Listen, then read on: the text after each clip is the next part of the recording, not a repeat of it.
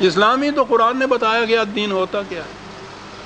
لا تملک نفس لنفس شیئا. اللہ اکبر. کوئی فرد کسی دوسرے فرد پر کسی قسم کا کوئی اختیار کوئی اقتدار کچھ نہیں رکھے گا. نہ کوئی کسی کے لیے کچھ کر سکے گا، نہ کوئی دوسرے کا محتاج ہوگا، نہ کچھ سے کرانا چاہے گا. اللہ اکبر اللہ اکبر. یہ آزادی انسان کے تصور میں یہ آزادی نہیں آ سکتی. عزیزان من، آزادی کے لیے متلاشی ہے انسان. آج زیادہ سے زیادہ سیاست میں وہ جمہوریت تک پہنچا، وہ بھی ایک انسان کی محکومی نہیں، انسانوں کا ایک گروہ ہو جاتا ہے. 51 جس کو کہتے ہیں وہ ان کی غلامی ہوتی. وہ انسان تو انسانوں کی غلامی سے نکل ہی نہیں سکا، انسانوں کی محتاجی سے نکل نہیں سکا. اس وقت تک بھی، حالانکہ یہ آسمان تک ہو آیا ہے اور جا رہا ہے اس سے بھی آگے، لیکن کار ضمیرہ نے کو ساختہ، جو ساتھی نے کہا تھا نا، تو کار ضمیرہ نے کو ساختی کہ بر آسمان نیز پرداختی. زمین کے معاملات تم نے سنوار لیے ہیں کہ اب آسمان کی سوجی ہوئی ہے. ساتھی نے 600 سال پہلے کہا تھا. زمین کے معاملات افراد ہی نہیں، قومیں دوسری قوموں کی غلامی کی زنجیروں میں جکڑی ہوئی، محتاج بھی ہیں، محکوم بھی ہیں. ان حالات میں آپ سوچئے کہ الدین اور الاسلام کا واسطہ کیا ہے؟ یہ ہے یوم الدین جب ہوگا، جب دین کا نظام کہیں ہوگا تو اس کی پہچان یہ ہوگی کہ اس میں کوئی انسان کسی دوسرے انسان پر کسی قسم کا اقتدار اور اختیار نہیں رکھے گا. اب یہاں یہ بات پیدا ہوئی کہ اقتدار و اختیار نہیں ہوگا تو کیا لا قانونیت ہو جائے گی؟ پھر معاشرے میں کوئی قانون ہی نہیں ہوگا، کوئی حکومت ہی نہیں ہوگا. قرآن عزیزان من یوں ہی یہ چیز آئی سامنے، کسی انسان کا انسان پہ اقتدار نہیں ہوگا تو آگے بات صاف کر دی. والامر یومئذ للہ. اس دور میں حکومت، قانون، اختیار صرف خدا کا ہوگا. اور خدا کا اقتدار خدا نے خود بتا دیا، ما انزل اللہ کا اقتدار. اس نے کہا کہ ہم بھی ایک ڈکٹیٹر کی طرح اپنی حکومت نہیں کام کرنا چاہتے کہ جس وقت جی چاہے ہمارا یہ حکم دے دیا، جس وقت جی چاہے وہ دے دیا. ہم قانون کے ذریعے سے حکومت کرنا چاہتے ہیں، اور قانون کا ضابطہ ہم نے قرآن کی شکل میں دے دیا، مکمل یعنی اس میں ہم تبدیلی بھی نہیں کریں گے. اللہ اکبر. اس قسم کا قادر مطلق، اس قسم کا صاحب اقتدار، اور اپنے اوپر پابندی یہ عائد کی کہ ضابطۂ ہدایت، ضابطۂ قوانین دیا مکمل، ہم اس میں اضافہ نہیں کریں گے. لا تبدیل لکلمات اللہ، ہم اس میں تبدیلی نہیں کریں گے. اور محفوظ کر دیا ہم نے اسے، کوئی اس کو کسی طرح سے رد و بدل نہیں کر سکے گا. محفوظ، غیر متبدل، مکمل ضابطۂ ہدایت یہ دے دیا کہ اس کا اقتدار ہوگا. ہمارا اقتدار یا خدا کا اقتدار جسے کہتے ہو، وہ ہمارے اس ضابطے کا اقتدار ہوگا. یہ دیکھا نا اپنا رول آف دی لا. آج کل کہا جاتا ہے کہ انسان نے سب سے بڑی چیز جو کہی ہے وہ یہ کہ انسان کی حکومت نہیں، رول آف دی لا، قانون کی حکومت. بات چھپا گیا کہ قانون تو خود انسانوں کا بنایا ہوا ہے. براہ راست حکم نہ دیا، قانون بنا کے حکم دے دیا. یہ ساری دنیا میں جتنی غلامیاں اور محکومیاں چل رہی ہیں، ان قوانین کی چل رہی ہیں نا، جو صاحب اقتدار لوگوں نے بنا رکھا ہوتا ہے. کوئی شکل بھی ان کی کوئی کا نہ، وہ کہتا سوال ہی نہیں ہے. کسی انسان کو کسی انسان کے لیے قانون بنانے کا اختیار ہی نہیں ہے. مکمل، غیر متبدل، محفوظ ضابطۂ حیات، اس کی محکومی یا اس کی حکمرانی. یہ ہے یوم الدین. یہ ہوگا جس میں خدا کے اس ضابطۂ حیات کی حکمرانی ہوگی، اسی کا اقتدار ہوگا، اسی کا اختیار ہوگا. کسی انسان کو کوئی اقتدار اور اختیار نہیں ہوگا. تو اب غور فرما لیا آپ نے کہ الدین کسے کہتے ہیں، یوم الدین کیا ہوتا ہے، الاسلام یا جسے ہم اسلامی کہتے ہیں اس کی خصوصیت کیا ہے.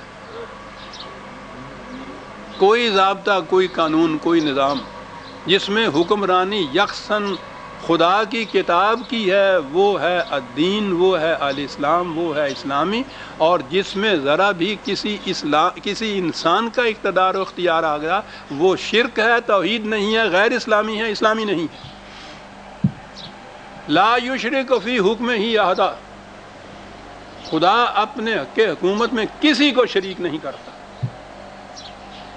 عزیزان من، بات دور چلی جائے گی۔ اس نے تو یہ کہا ہے کہ کسی نبی کو بھی یہ اختیار نہیں ہوتا کہ کسی انسان سے یہ کہے کہ تم خدا کے نہیں میرے محکوم بن جاؤ۔ تابہ دیگرہ چہ رسد، یہ ہے یوم الدین، یہ ہے الدین، یہ ہے الاسلام۔ کسی انسان کی ذرا سی بھی تذلیل اور توہین ہوئی تو اسلام نہ رہا اس میں۔ واقعات بار بار آتے ہیں، دہرانے بھی پڑتے ہیں۔ حضرت عمر کے زمانے میں ہمس کا گورنر تھے نا، وہ بڑے بڑے بلند پایا گورنر تھے۔ کسی یہودی کو، یعنی غیر مسلم محکوم جسے کہتے ہیں، وہ تو بہرحال محکوم یا رعایا کی حیثیت سے رہتے تھے نا، رعایا کی حیثیت سے رہنے والا غیر مسلم، اسے کہہ دیا کسی طرح سے، کوئی غصے میں آ گیا کسی بات میں، اخذک اللہ، خدا تجھے ذلیل کرے۔ وہ خود نہیں ذلیل کرے بلکہ کہا خدا تجھے ذلیل کرے، اور اس کے بعد غصہ ٹھنڈا ہوا تو سوچا تو کہا کہ اس میں تو اس کی تذلیل ہو گئی۔ اسی وقت قلمدان ٹھپ دیا اور سیدھے بارگاہ خلافت میں پہنچے، استعفیٰ پیش کر دیا کہ میں اس قابل نہیں ہوں کہ کوئی اقتدار یا کوئی منصب رکھوں، میں نے ایک انسان کی تذلیل کر دی ہے۔ میں تیرا ہی کہا کہ نہیں بابا کوئی بات نہیں ہے، یوں ہی نکل گیا، یہ تو ایک الفاظ ہے تم نے۔ کہنے لگا جس کو دوسرے انسان کی تذلیل کے وقت اپنے آپ پہ اتنا اقتدار نہیں رہتا کہ وہ سمجھے کہ کیا کہہ رہا ہے، اس کو حق نہیں پہنچتا کہ اسلامی مملکت میں کوئی منصب بھی لے، نہیں گئے۔ اسی عمر بن عاص نے کسی کو منافق کہہ دیا تھا، حضرت عمر نے اسی وقت کہا کہ اس سے معافی مانگو، اگر ایسا نہ کرو گے تو میں تمہیں سزا دے دوں گا۔ منافق کہنے سے تو اس کی تذلیل ہو گئی۔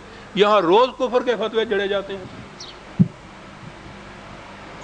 یوم الدین تو نہیں ہے نا، یوم الدین میں تو یہ بات ہوگی۔ ما ادراک ما یوم الدین ثم ما ادراک ما یوم لا تملک نفس لنفس شیئا والامر یومئذ للہ۔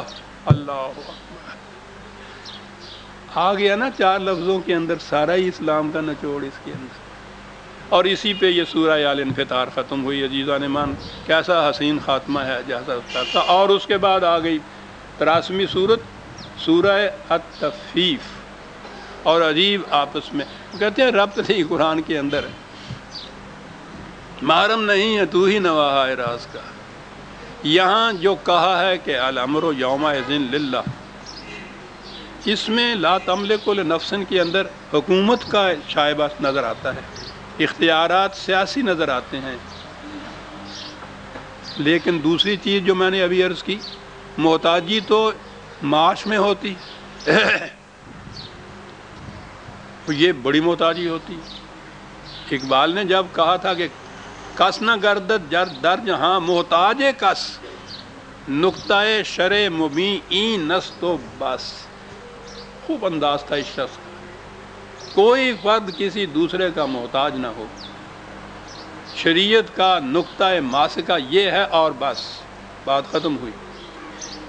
سورہ الانفطار کے آخر میں وہ محکومیت کی نفی کی گئی تھی، کسی انسان کی کسی دوسرے انسان پہ حکومت نہیں ہوگی۔ اب باقی رہی احتجاج کی شکل، تو ساتھ ہی اگلی صورت جو ہے ویل للمطففین، اللہ، تباہی ہے مطففین کے لیے۔ بڑی جامع اصطلاحات ہیں قرآن کی عزیزان من۔